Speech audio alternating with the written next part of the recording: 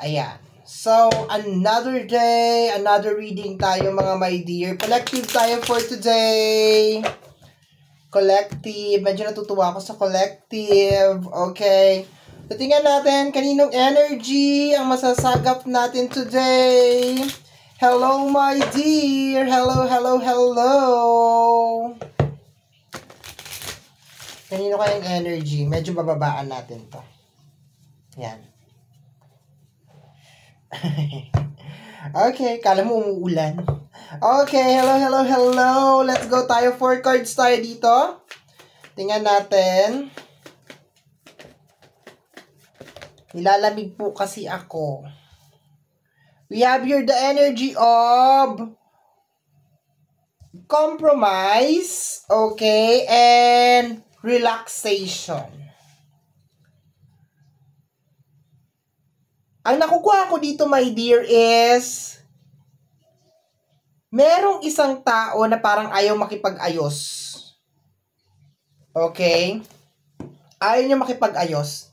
Parang ang nasasagap ko dito, my dear, sinasabi niya wala daw siyang kasalanan. Okay? Wala daw siyang kasalanan sa'yo. So, bakit daw siya makikipag-ayos?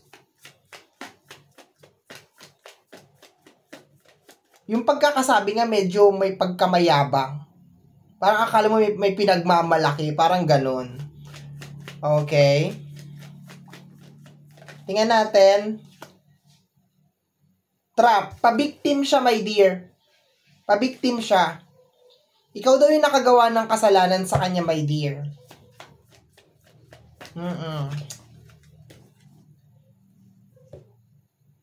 Disturbance. Okay. So, hanggang ngayon, kung sino man to, my dear, most definitely hanggang ngayon, ginugulo ka niya. Okay? Ang problema dito, my dear, ayaw niyang makipag-ayos.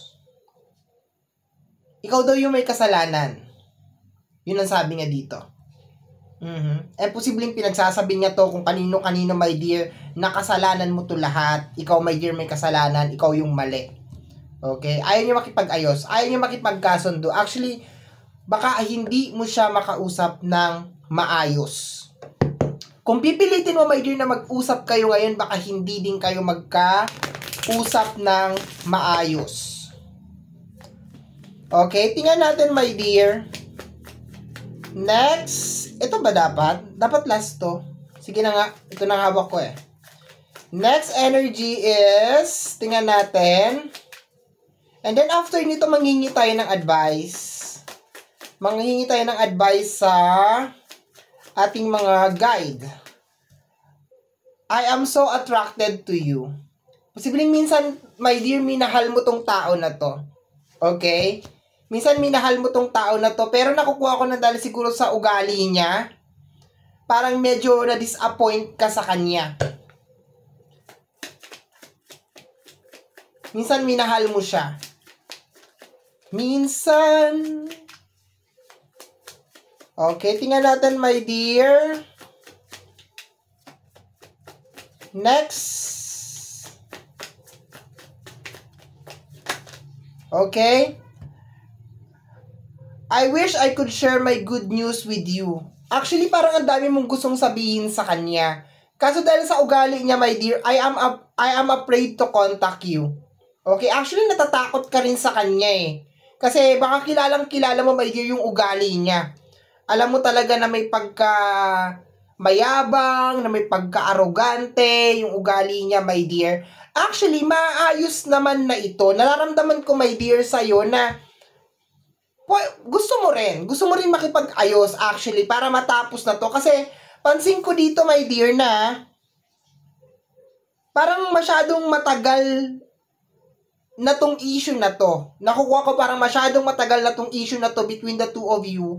Kaso, lalo pa siyang lumala kasi ayaw niya makipag-ayos. Ayaw niya makipag-ayos or parang ayaw niyang buksan yung tenga niya. Yun ang nakukuha ko. Next, my dear, I'm afraid to contact you. Ayaw mo na rin siguro siyang makausap, my dear. Kasi kung ano-ano yung sinasabi niya. I don't react when people mention you. Okay? So, posible, my dear, na wala na sa'yo to, no? Nakagip lang ng reading natin. Okay? Parang kinakalkal lang natin dito, my dear, kung ano yung nangyayari sa kanya as of this moment. As of this moment, patuloy pa rin siya, my dear, sa pagiging pabiktim niya. Nakasalanan mo daw lahat. Actually, parang naka-move on ka na sa kanya, and there is a part of your heart, my dear, na posible siguro kung magbabago siya or magpapakumbaba siya, my dear, parang patatawarin mo siya or makikipag-ayos ka sa kanya. Pero sabi mo kasi dito, I don't react when people mention you. So, ibig sabihin, kahit na parang napakalaki nung ginawa niyang damage sa'yo, my dear, nag-move on ka na sa kanya. You already move on. Nag-move on ka na sa kanya. Kaso, nakukuha ko yung energy niya, my dear. Okay? Patuloy pa rin talaga siya. Okay? Nagsasalita ng mga, nagpapakalat ng mga kung ano-ano, my dear, tungkol sa'yo. Okay? Masyadong mayabang yung nakukuha ko, my dear. Masyado siyang mayabang. Okay, next.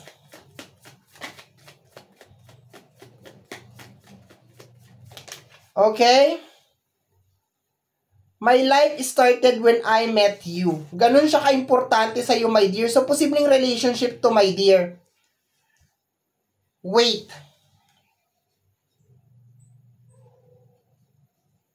Naghihintay ka lang naman siguro sa kanya, my dear, na mag-reach out siya eh. Naghihintay ka lang siguro, my dear, na mag-contact siya sa'yo or alam mo yun, naghihintay ka lang, my dear. Kaso masyadong matigas tong taong to. Masyado talaga siyang matigas. As in, matigas siya. And parang masama ugali niya. Ang sama ng ugali niya, my dear. Nakukuha ko, my dear. I just want you all the time. Okay? So, malalim talaga yung connection nyo, my dear. Malalim yung connection nyo. And I think, my dear, meron siyang ginawang isang bagay na eventually sumira ng lahat ng connection ninyong dalawa. Siya yung sumira, my dear, ng lahat. Lahat. And hanggang ngayon, my dear, talagang nagmamatigas pa rin talaga siya. Nagmamatigas pa rin talaga siya. Parang naaano ko, my dear, na tuwing may nakakausap siya, kaibigan niya, or kung sino, lagi yung sinasabi, my dear, na kasalanan mo lahat. Ikaw ang gumawa lahat nito. Ikaw ang sinisisi niya, my dear. Next, last card na to, my dear. Nakuha ko na yung eksena. Pupunta na tayo sa advice. Okay. We have here, I feel the same way. Okay? Parang sinasagot mo ako ngayon. Okay? So, kung matigas siya, matigas din. Matigas din ako. Hindi ko siya kailangan. Okay? Pero alam ko, my dear, deep inside your heart, parang kung bibigyan ng pagkakataon na magbabago siya or magre-reach out siya, my dear, hindi mo naman siya ipagtatabuyan eh. Kung aamin siya, my dear, sa lahat ng mga kasalanan niya sa'yo, pakiramdam ko open ka eh. Pakiramdam ko open yung heart mo sa pagpapatawad. Kaso masyado siyang mataas eh. Kaya ang nangyayari, my dear, pinapantayan mo lang siya. Pinapantayan mo lang siya. Di ka niya kailangan, di ko rin siya kailangan. Parang ganun yung nangyayari, my dear. Okay? Kumbaga, hindi ka na rin nagre-react. Baka habang pinapanood mo to, my dear, sinasabi mo, ay, wala na sa akin yan. 'Di ba? Pero nararamdaman ko, my dear, sa inyong dalawa, my dear, ikaw yung masyadong na-damage dito. Tapos, siya yung pabiktim. Okay? Siya yung pabiktim. Sinasabi niya sa mga tao or bukang bibig niya, my dear, na ikaw talaga may kasalanan. Okay, kuha tayo ng advice. Advice po para sa reading na ito. Kuha tayo ng 3 cards para sa advice, my dear. Okay? Advice. We have here the Four of Wands, okay? My dear, sinasabi dito na you will be okay. Maski wala siya, you will be okay. Actually, may mga magagandang nangyayari sa buhay mo as of this moment, or maraming magagandang bagay ang nangyari sa buhay mo simula nung nawala siya. Okay? Next, sinasabi ng card na marami pang magagandang mangyayari sa buhay mo maski wala siya. Kaya siguro parang nai-insecure. Siguro parang nai-insecure siya sa'yo kasi judgment. Okay? Judgment. Panahon na may dear para maging malaya ka sa kanya.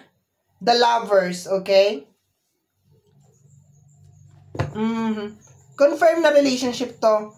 Sinasabi dito, my dear, advice sa'yo, na kung sa relationship to, may panibagong relationship or may tao na parating sa'yo, my dear. Okay?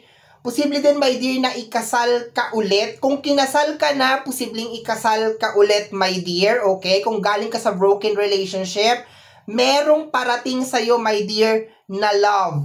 At itong parating, my dear, na love sa'yo, my dear, pakakasalan ka niya. Okay? Sinasabi, my dear, ng card na kahit mawala, hindi naman talaga siya kawalan, my dear. Okay? Hindi talaga siya kawalan as in. Nakuha ko lang yung energy niya ngayon, my dear. So, sinasabi, my dear, ng card over here na there will be good, may mga magagandang bagay na parating sa'yo. May mga tao, my dear, na parating na mamahalin ka at posible, my dear, na pakasalan ka. Mayroong mga stable, kasi this will, my dear, kung ipapasok natin sa career tong Four of Wands, ito din yung pagiging stable, my dear, ng flow ng usapin ng pinansyal. So, I think, my dear, kaya tong tao na to, kasi pakiramdam ko ikaw naka-move on ka na eh. Kaya itong tao na to, my dear, hindi siya tumitigil because of insecurity. Grabe yung inggit sa'yo ng tao na to. No, grabe. And I think, my dear, deep inside, nararamdaman ko, grabe din yung panghihinayang niya ngayon, my dear. Kasi, yung sa nangyari sa inyong dalawa, grabe yung panghihinayang niya, my dear. Pero, dahil nga ma-pride siya, mayabang siya, ayaw niyang aminin, my dear. Okay? Pero, what a very, very nice reading, my dear, for you. And ang daming magagandang bagay na parating sa'yo. Congratulations sa bagong love. And congratulations sa mga ikakasal sa mga in the near future. Okay? So, my dear, yan ang iyong collective reading. Ayan. So, somehow, my dear, kung nagustuhan mo ito, especially kung napadaan ka lang, don't forget to subscribe. Pag-click ang notification bell para ma-update ka sa aking mga upload. And, free to like, free to share, free to comment sa lahat ng ating mga videos. Once again, my name is RJ, also known as Apo J. Maraming salamat po, and until next time, bye-bye! Thank you, my dear.